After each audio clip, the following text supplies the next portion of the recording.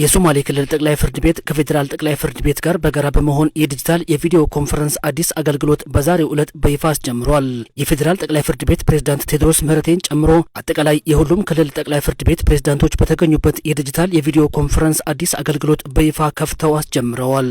ይህ አዲስ አገልግሎት የሶማሌ ክልል ጠቅላይ ፍርድ ቤት ባለፉት ዓመታት ላይ በፍርድ ቤቶችና በዳኝነት አሰጣጡ ላይ ከሰራቸው የማሻሻያ ሪፎርም ስራዎች በተጨማሪ አሁን ላይ አሰራሩን ጊዜውን የተከተለና እንደ ሀገር የተጀመረ ያለውን የዲጂታላይዜሽን ሽግግር የተከተለ መሆኑን ያመላከተ ነው።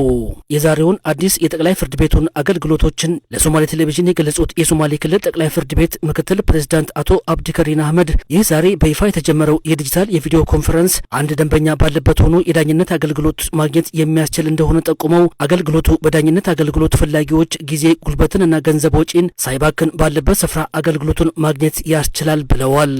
ዋነኛው ጉብኝት ከፌደራል ጠቅላይ ፍርድ ቤት ጋር በመሆን በሶማሌ ብሔራዊ ክልላዊ መንግስት ጠቅላይ ፍርድ ቤት የተከናወነ ያለው ወይም ያስመረቀን ያለ ነው አዲስ አገልግሎቶች ናቸው።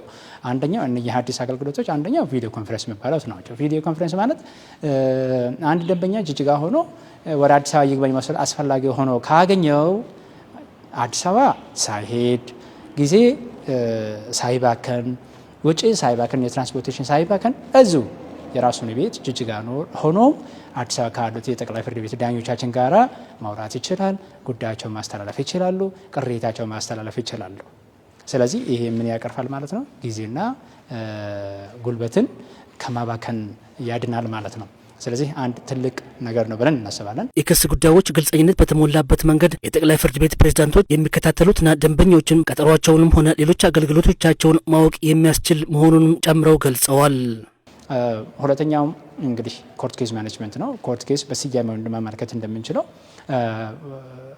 ፍርድ ቤታችን ላይ ያሉት የኬዞች አስተዳደራዊ ስልት ነው ማለት ነው። ያ ማለት ነው ጠቅላይ ፍርድ ቤት ፕሬዝዳንትና ምክትል ፕሬዝዳንቶች እንዳሉት እያንዳንዱን ኬዝ ምን ላይ እንደሆነ፣ መቼ ቀጠራቸው እንደሆነ፣ የዛሬው ቀጠራቸው የምስክር መስማት ነው ወይስ የውሳኔ ማሳለፍ ነው የሚለውን ሁሉንም መከታተል ይችላሉ። የት ቦታ ፋይሉ እንዳለ፣ መቼ ጠቅላይ ፍርድ ቤታችን እንደገባ ሁላ መከታተል ይችላሉ ማለት ነው። እነኚህና ሌሎች አዳዲስ የአገልግሎት ስልቶችንም በቀጣይ ወራት በጠቅላይ ፍርድ ቤታችን እናከናውለን ብለን እናስባለን። እንግዲህ ይህ በሚሆንበት ጊዜ በሀገር ደረጃም በክልል ደረጃም ወደ ዲጂታላይዜሽን እየሄድን ነው። ሁሉም የመንግስት አገልግሎት አቅም በፈቀደው መጠን ከማኑዋል ወደ ዲጂታላይዜሽን ለማካሄድ የምናደርገው ጥረት አንዱ ነው ለማለት እንችላለን። ይህ አሁን ላይ ክልል ላይ የተጀመረው ከማኑዋል አሰራር ተላቆ ወደ ዲጂታላይዜሽን የመሸጋገር ስራና የቪዲዮ ኮንፈረንስ መሰል አገልግሎቶች በቀጣይ ወደ ዞን የማውረድ ስራም ይሰራል ሲሉ ምክትል ፕሬዝዳንቱ አክለው ተናግረዋል። ቀጣይ እንግዲህ አንደኛ እነኚህ ዛሬ ያስመረቅናቸው አገልግሎቶች ተግባራዊ አድርገን እንጠብቃለን ማለት ነው። ያ ማለት አሁን ላይ ያሉት ደንበኞቻችን ብዙም አስፈላጊ ሆኖ ሲገኝ አዲስ አበባ መሄድ ሳይጠበቅባቸው፣ ሁለተኛ እነኚህ አገልግሎቶች ከጠቅላይ ፍርድ ቤት ወደ ዞኖቹ ማወረድ እንደ አንድ እቅዳችን ነው።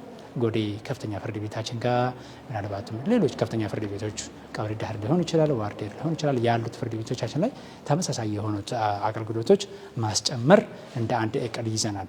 የቴሌኮሙኒኬሽን ኢንፍራስትራክቸሩ እንዳለ ሆነ ማለት ነው።